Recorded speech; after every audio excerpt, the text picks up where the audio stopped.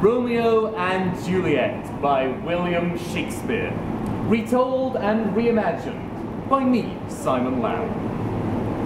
Two households, both alike in dignity, in fair Verona where we lay our scene, where ancient grudge breaks to new mutiny, and civil blood makes civil hands unclean.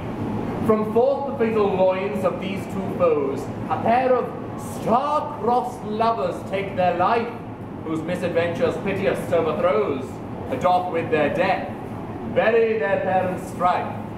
The fearful passage of their death-marked love, and the continuance of their parents' rage, which but their children's end naught could remove, is now the 2 hours traffic of our stage, the which if you with patient ears attend, what here shall miss, our toil shall strive to mend. Well, I'm sorry, Mr. Shakespeare, but your script we will forget.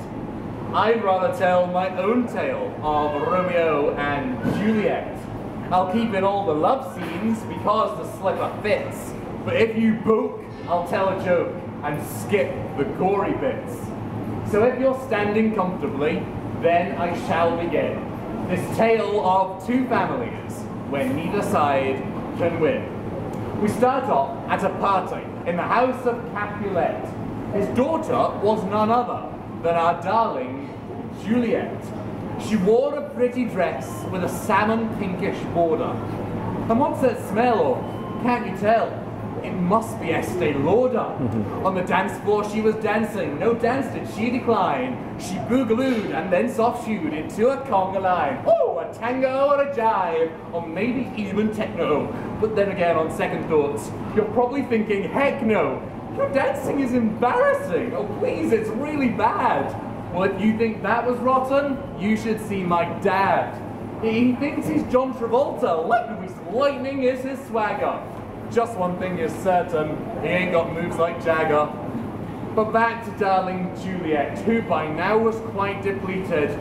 If there is one more dance tonight, I think I'll do it seated, 'cause I'm fair exhausted. I find this rather tiring. I think I'll hide and slip outside.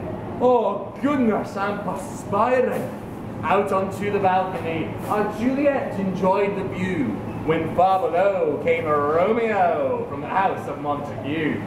Well, he was pretty handsome, a poster boy so hot, but he had to use some Clearasil to cover up the spot. Well, Romeo was starstruck by this vision of such beauty. I think you're looking stunning, hen. And you're no bad, you cutie. Well, can't you see the problem? By family feuds they were surrounded. If their parents found out about their fling, they both would sure be grounded. If my father finds you down there, there's no doubt that he'd get madder. Hold your horses, Juliet. I'll go and fetch a ladder.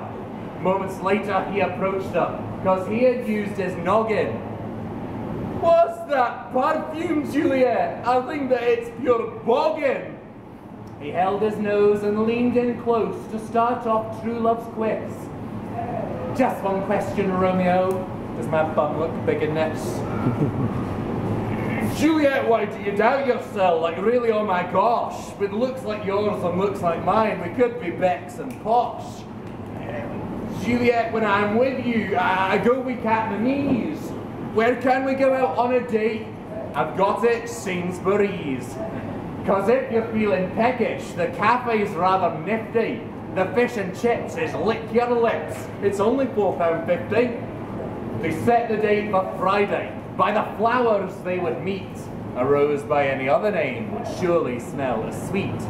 The day arrived quite promptly, but the date it was a flop.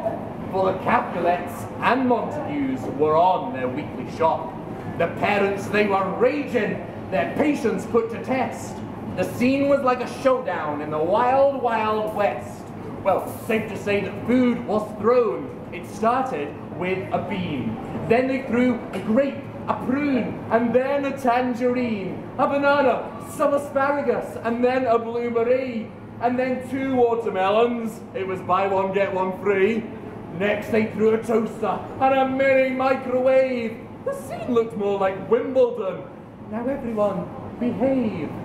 so said darling Juliet from across by the self-scan. You say our love's forbidden, but Romeo's my man.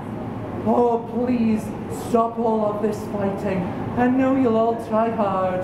Oh, Romeo, wherefore art thou nectar card? Oh, Juliet, I really love you. I think you're quite a keeper. My brand match says my shop today was over £5 cheaper. The parents were dumbfounded. I can't believe my eyes. £4.50 fish and chips. I'll have fish and fries. Well, the feuding, it was over. Kids, I hope you have a blast. Of course you can be together. The past is in the past. In that case, we'll say goodbye, because we, the perfect pair, are off to Prestwick Airport to fly with Ryanair. I'll choose a destination. I don't like the look of Paris. Since we are in Scotland, why not try the Isle of Harris? They drove off in his Mini. They really looked quite cool. And at the petrol station, they topped up on the fuel. The Capulets and Montagues, they went their separate ways. Next time they did a weekly shop, they shopped on different days. So the moral of this story, of Juliet and Romeo, is to make the most of life, no matter where you go. And so concludes our poem. I hope you liked the rhymes. Safe onward journey, and happy Valentines.